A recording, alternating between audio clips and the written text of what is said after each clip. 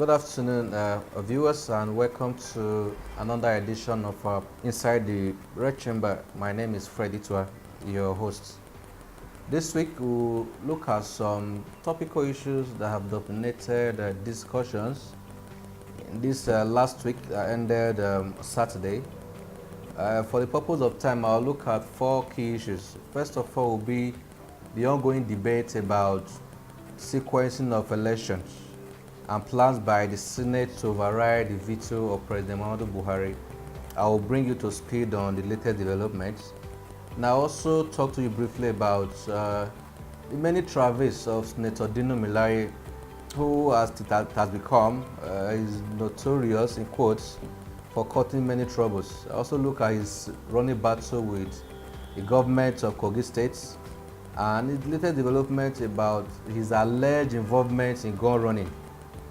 Again, I also look at the recent refusal by the Senate to grant a $350 million loan to the government of Kaduna State. I also tell you those who played key roles and why the request was rejected. I think we have time, we'll look at other issues, but let's focus on these three issues for now. As you are aware, in March this year, President Muhammadu Buhari vetoed a bill that was meant to amend the 2010 Electoral Act. There were so many components of that amendment, but the most controversial, as we know, was the sequencing of election.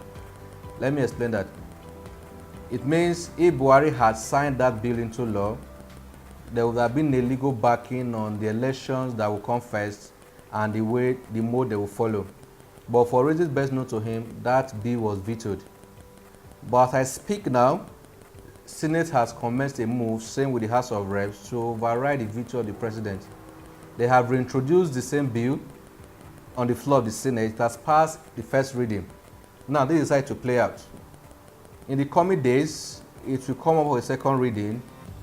If they like, it will go for a third reading, and after that, it will come back to the floor, then to be considered for third reading and passed into law.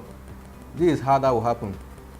There is this argument that for you to override the president, you need two-thirds majority of the Senate, of senators in this case.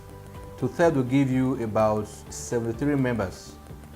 But their argument is that the two-thirds majority will consist of members present and voting.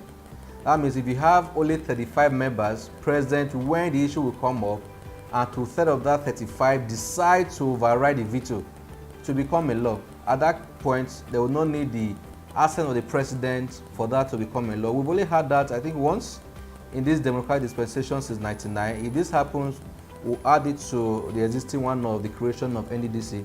We are still following development. There are new twists we'll be here to report.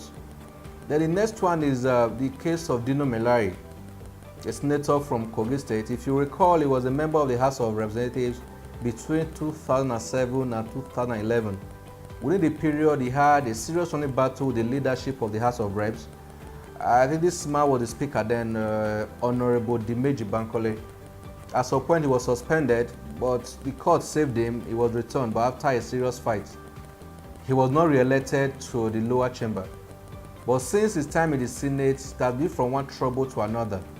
He has played key roles in the suspension of key members of the Senate, specifically Senator Ndume, Ali Ndume from Borno State. He was also the one that brought a notice to the Senate to remove Senator Abdullahi Adamu as chairman of Northern Senators Forum. He's also the one allegedly sponsoring the suspension of Senator Ovie Omoagege and 9 others over their alleged opposition to plans to override the veto of the president. But he's fighting a bigger battle. Right now, as I speak, he has been accused of allegedly arming some militias or some people in the state, giving them money to take up arms against the state. Police has also declared him wanted. As I speak, I don't know if he's in their custody or if he's on the run. We don't also know if he's going to survive this, since he has declared an open war against the government, as he has always done on the floor, raising motions, bringing up critical issues, despite the fact that he's a member of the ruling All Progressive Congress, APC. For now, this is the development. Maybe something will happen in the coming days, and if that happens, I'll be back here to report it. Then lastly, also very important is recent developments also on the floor of the Senate. Senator Shehu Sani is the committee chairman on foreign and local debts. He and two other senators from Kaduna State spearheaded the defeat of plans by Kaduna State government to assess a $350 million loan from the World Bank.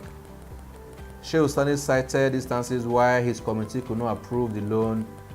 He was also fast to claim that his ongoing rivalry with the governor, El-rufai, did not play any role. But not everyone will believe that. I will try and play up a scenario.